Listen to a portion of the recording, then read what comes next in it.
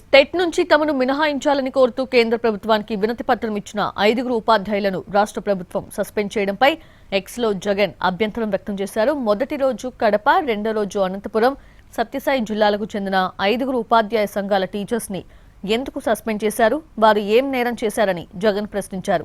వారు ఉద్యోగంలో చేరే నాటికి లేని టెట్ ఇప్పుడు ఇన్ని సంవత్సరాల తరువాత రాయాలి అన్న టెట్ నిబంధన వల్ల 1,00,000 మందికి పైగా సీనియర్ టీచర్స్ ఇబ్బందులు పడుతున్నారని అన్నారు. ఆ నిబంధన నుంచి తమను మినహాయించాలని కోరుతూ వారికి మద్దతిస్తున్న ఎంపీలతో కలిసి కేంద్ర ప్రభుత్వానికి వినతి పత్రం ఇవ్వటమే నేరమా అని నిలదీశారు.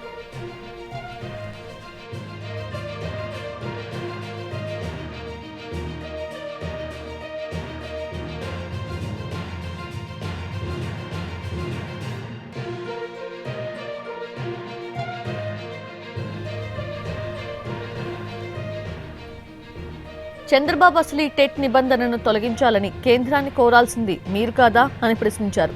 ఎన్డీఏలో భాగస్వామిగా ఉన్న మీరు అసెంబ్లీలో తీర్మానం చేసి కేంద్రంపై ఒత్తిడి ఎందుకు తీసుకురాలేదన్నారు.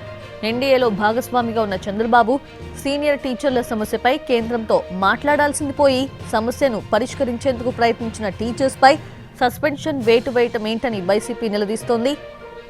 సీనియర్ టీచర్ల సమస్యను గాలికొదిలేశారని ఆరోపించారు.